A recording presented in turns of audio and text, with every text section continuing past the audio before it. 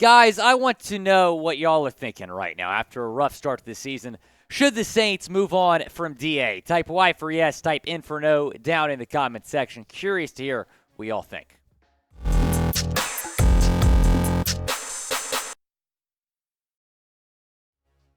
I am Will Scott. Welcome into Saints Now by Chat Sports. Going to be joined by producer Trace Gerard shortly. But should the Saints, and I can't believe we're having this conversation after the first 7 weeks of the season, after a 2-5 start, should they fire Dennis Allen? He has had a very disappointing start to his tenure as Saints head coach. Last year, the Saints were 5-2 after their first 7 games. This year, they're 2-5. Luckily for the Saints, they're in the worst division in football right now. It's only 1 game back of the playoffs right now as we bring in producer Trace Gerard. Trace, just kind of your thoughts before we get into what we think about moving on from DA. Your thoughts on the season as a whole right now? Man, I'm not gonna say I can't stand and I hate DA and I thought it was a bad hire. I've been the first one to defend him for so long.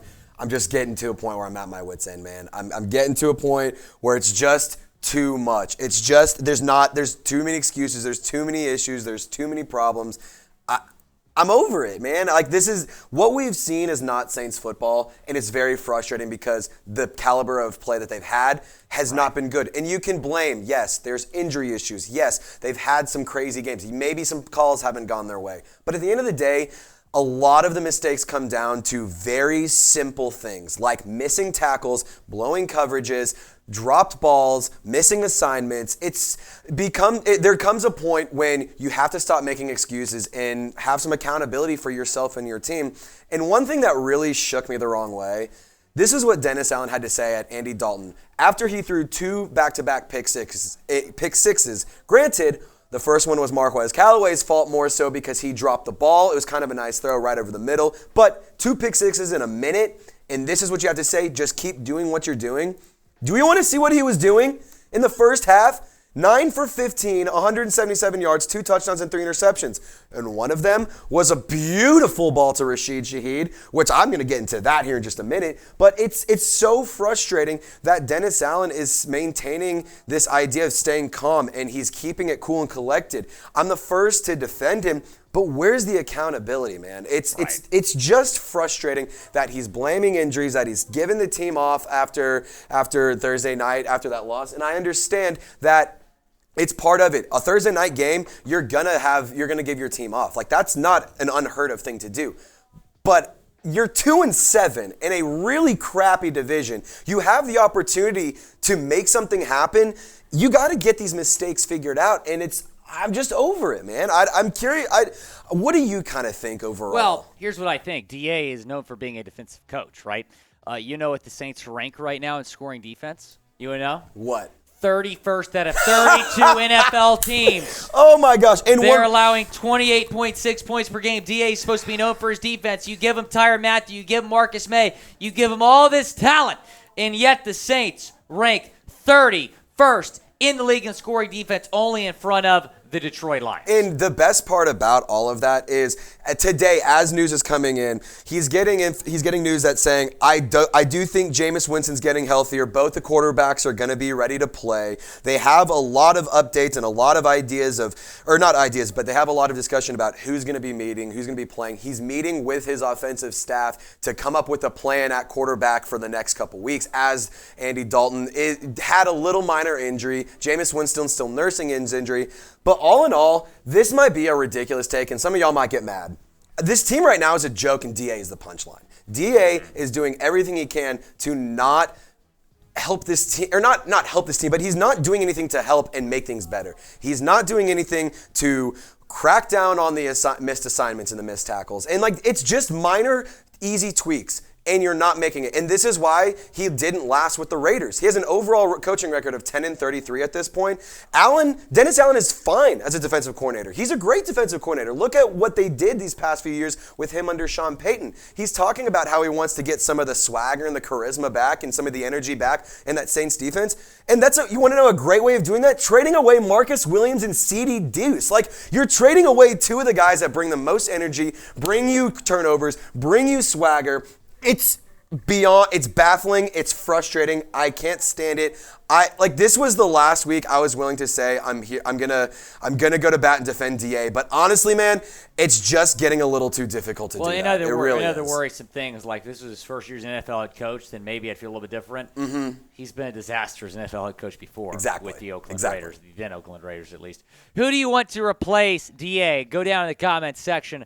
Let me know. We're going to talk about some replacements on today's show, some coordinators, also maybe a name that you're a little bit familiar with. We begin with Leslie Frazier, the Bills defensive coordinator. A little bit surprising that he did not get hired in the last coaching cycle. He was a finalist for the Houston Texans job. They decide to go with Lovie Smith. The Bills' defense, they're always going to be at the top of the league in terms of scoring defense, in terms of all defensive categories. So the Bills' defense has been phenomenal. Big reason the Bills are 5-1 right now. So do you give Frazier a call? I would say no, because he finished with a 21-32 record as the Vikings head coach from 2010 to 2013.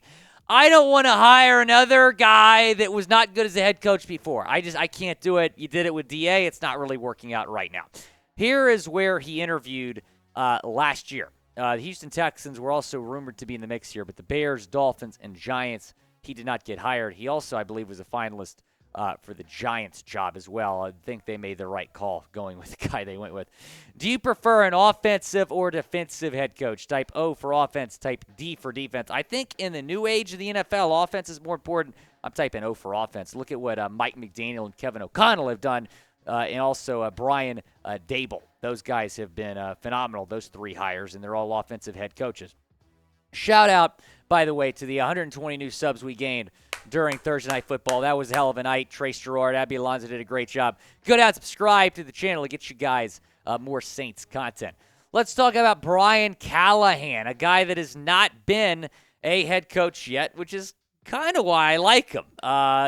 He's been an offensive coordinator last couple years with Cincinnati. He's done a good job with Joe Burrow and Jamar Chase and all those guys. Was the quarterbacks coach for the Lions and the Raiders before. And so he's up and coming. He's a young guy, 38 years old, and he's been instrumental in Joe Burrow's NFL development. So I actually like Callahan a lot more than I do Leslie Frazier, just because he's an offensive head coach, and Frazier was not a good head coach in Minnesota. But who knows? Some guys have got a second chance and have done pretty well with it, but not a lot.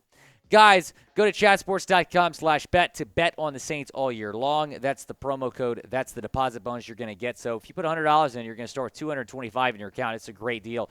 Go and take advantage. LSU, not the Saints, because the Saints lost. LSU made me a lot of money the other night. So if you're a little bit frustrated betting on the Saints, go bet on the Tigers, because they're playing for the SEC West title in a few weeks. Chatsports.com/bet, promo code chat125 to pick up that 125% deposit bonus. Yes, I am an LSU fan.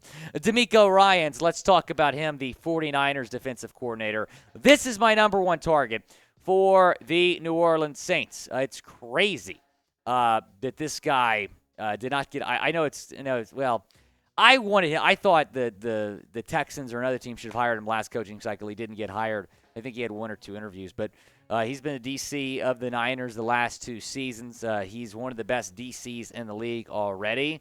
Would he leave, though? Because he did decline a second interview for the Vikings head coach opening last offseason, deciding to stay with San Francisco, which, is probably the right call. It just gives him another year to, kind of get ready for his first NFL job. He was a stud with the Houston Texans back in the day. Great player, even better defensive coordinator. But Demico Ryan, certainly a name to monitor here. I think he's going to be at the top of a lot of coach openings. So if the Saints do fire a DA, then maybe you give Demico Ryans a call. He would be my number one target if there is an opening. But maybe your number one target would be Sean Payton. How likely is a Sean Payton return? Scale it 1 to 100 down in the comment section. Bring him home. Bring him home. Back to the boot. Bring him back to New Orleans, man. Former head coach Sean Payton here on our list. Sean Payton, man, I don't know how likely that is, but it is worth noting that he went 9-8 last year. They're this close to the playoffs, this close. He would have this situation under control, and he's going to be a top head coaching candidate. It is worth noting when you're talking about the likelihood of him coming back to the Saints. The two jobs that he seemed very much interested in, the Cowboys and the Dolphins. Mike McDaniel's doing a good job in Miami. I don't think there's going to be an opening there. Mike McCarthy, surprisingly done a good job this year, kind of keeping the train on the tracks without Dak Prescott. So Sean Payton is certainly going to be a top head coaching candidate, but if the openings that he wanted aren't open, maybe he'll reconsider a return. What do you think here, Trace? I think you give Sean Payton a blank check. I think you do whatever it takes, you get him back. I think you say you have all the control, you have all the power, you can do whatever you want. Just come back and don't ever leave us again. Like I think you give him the Bill Parcells role that he's always wanted, that he had when he was coaching with the Cowboys those years ago.